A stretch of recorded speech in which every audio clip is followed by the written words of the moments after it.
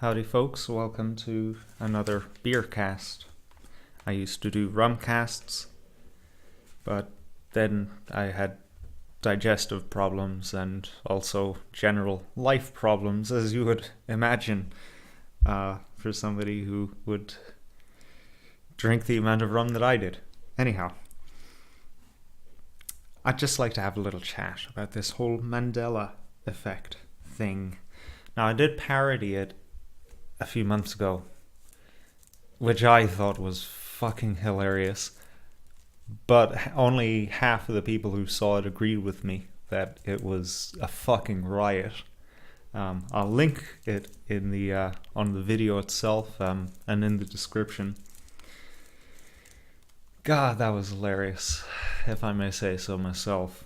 But lately, somebody who I care about a lot and respect the opinion of has come around to the Mandela effect. They think that that things have been changed right in front of their eyes. And it's scary because I look at some of these things and I think, wow, really? My memory is that bad? No, I don't think so. I have experienced bad memory. You know, you forget words every now and then, and you kind of miss appointments or something like that. And I know from old people how memory goes. And it doesn't follow the same rules as this Mandela effect stuff. So I have to begin to give these people a little bit of credit. Now, what I like to say is, well, actually just something I came up with today, but I think it's very apt. Just because a whole load of people are experiencing something doesn't mean that the explanation for the phenomena that they're experiencing is the truth, and their experiences shouldn't be discounted on the grounds of them having a faulty explanation for what's actually happening. Okay, can you follow that? Sorry to condescend. Oh my god, I'm a piece of shit. It comes with drinking beer, by the way.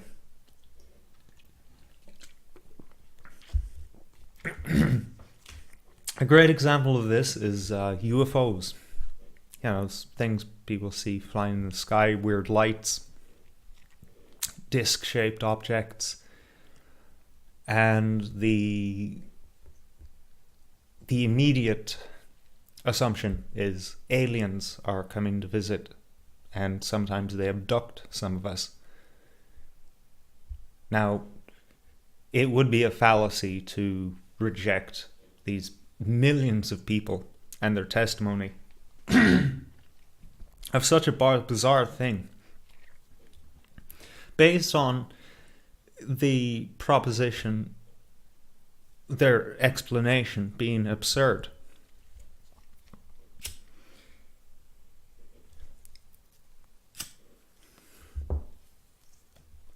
And what we find in the case of UFO sightings and alien abductions is a possible third explanation. Either the government and private organizations are manufacturing these vehicles and drugging people and abducting them and doing experiments on them. Because, you know, it's not like the Roman times. You just can't abduct a slave and then slice him open and shit. Or aliens have crash landed at some point and the shadow government is recreating their technology. Okay? Those are very, very valid explanations. More valid than the initial assumption that all of these people made, that they're aliens visiting the Earth. Okay? Because it's absurd. why would they just hang about in the sky all day? Why wouldn't they come down and say hello? It's been like 100 years already. Just, make yourself known. So if we had just completely ignored all of these people, we wouldn't have found those possible alternate scenarios. So we can't ignore the Mandela effect people.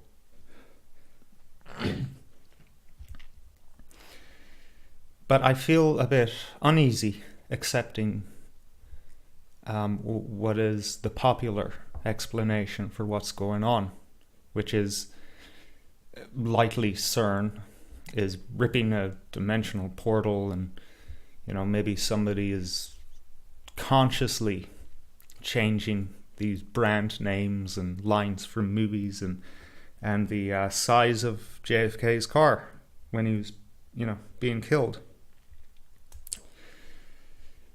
My alternate explanation, or proposition for what's going on here, because to get this out of the way, whether you want to call me a fool or not,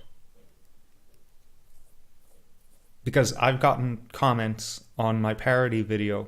Well, one comment from a subscriber that said, "Oh my God, I thought you lost it for a minute there," at the build-up of the punchline of the video. So I don't want to let those people down. I just want to say, honestly, if you call me a fool if you wish, but I am seriously experiencing what I believe to not be regular memory issues, right?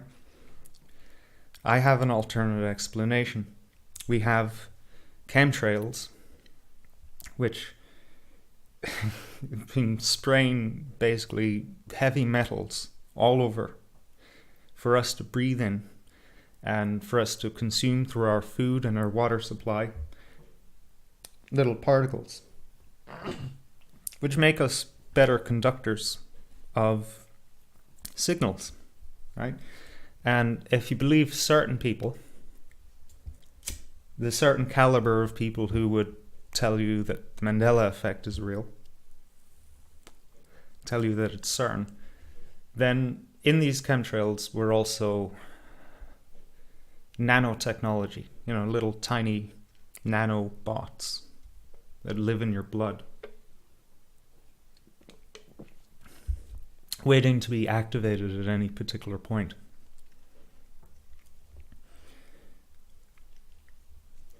And why do we have that? We have, ever since the Cold War, possibly before, we have the United States and the USSR, to this day, looking into how to mindfuck people, how to confuse them, and implant suggestions. And also psi technology, remote viewing and killing people at a distance and such. Sorry. Fuck. So we have that, which also could be in effect. God knows how far they've gotten with the precise engineering of exactly what you've got to put into people's food supplies, etc., etc.,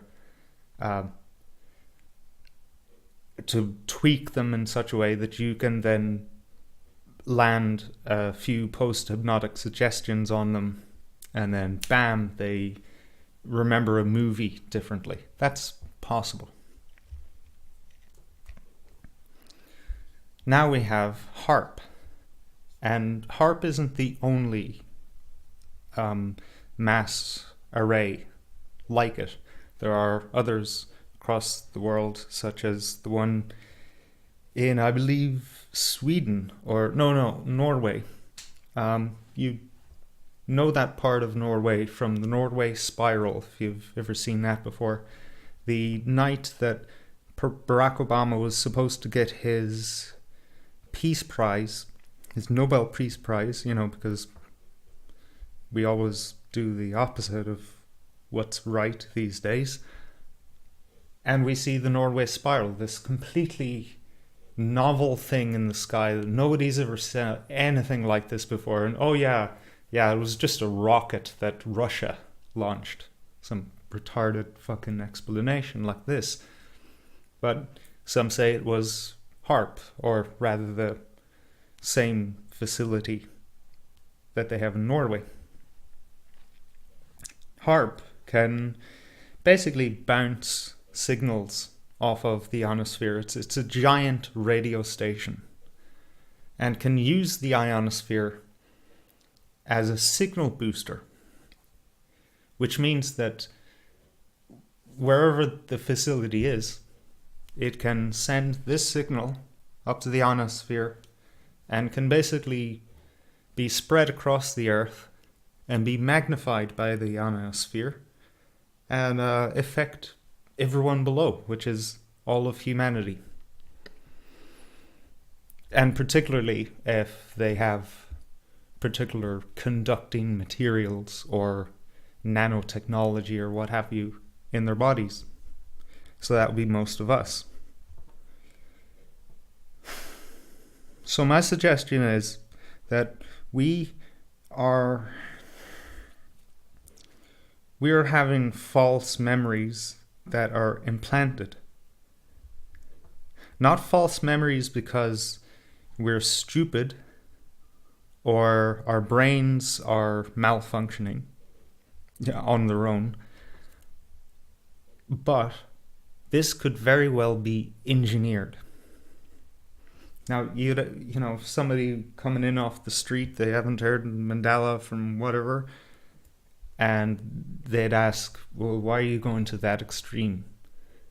Nanobots and harps and all this. Well, we need a very extreme explanation for this Mandela effect stuff, guys, because you know what? People are mass misremembering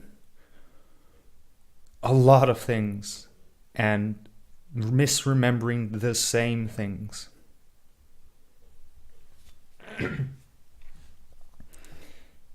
And there's this rule in science that if something happens, well, it just happened. It was an event. And if something happens twice, you call it a coincidence. If it happens a third time, then you call it a pattern. So the critical mind will not just fob all of this off and think, well, it's just a bunch of fucking stupid people. That's just bullshit. But you would recognize it for what it is, a pattern. Whether it's a pattern of stupidity and retardation, it's still a pattern. And it's a pattern worth investigating, looking at, I would say.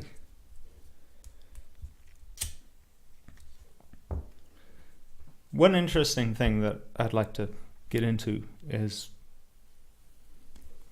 this person that's close to me who's getting into the Mandela effect big time.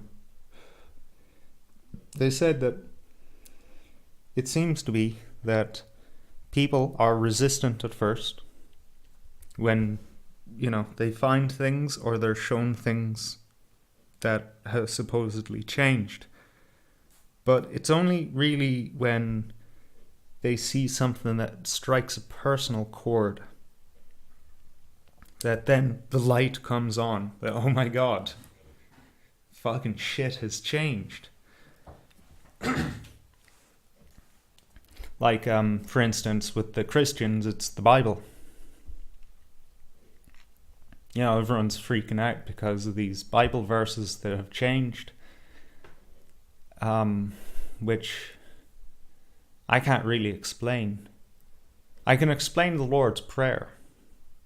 There's the Book of Common Prayer, which is a Catholic translation of the Bible, and that's what you got to remember. There's like 100 different English translations of the Bible, so keep that in mind. And then there's the King James, and that's the two most frequently read. And our American friends have gotten those mixed up. And that, hands down, no contest, that proves that the Lord's Prayer has not been changed, but that, surprise, surprise, a lot of Christians aren't too bright. Where was I going with all this? Let me just knock back a good bit of beer.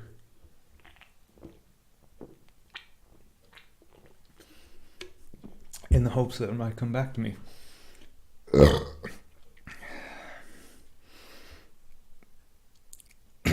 No, I've completely lost the thread here. God. How unprofessional, guys. You know, I'm not one of these people who just puts together a video with a beginning, middle, and end. I just can't do it, man. I'm too used to long form on the radio. By the way, Wednesdays at 9 p.m. Greenwich Mean Time. Need to get that fucking sign fixed. And there I have a whole 4 hours to flesh out everything. And then I can play some music in between, so I can,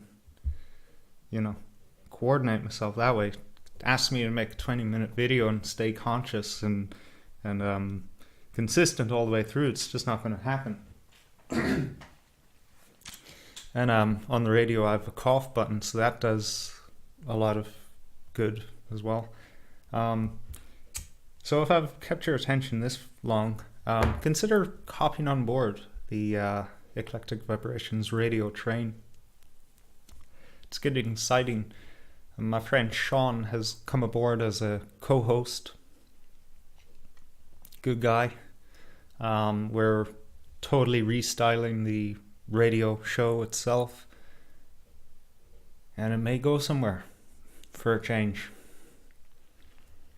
If you've got any particular talents and you have an interest in free open media with a station manager who isn't going to dick you around, will give you your freedom of speech and try to accommodate you as much as possible, maybe you need to get in on a project like EV Radio. Consider it. See you later, guys.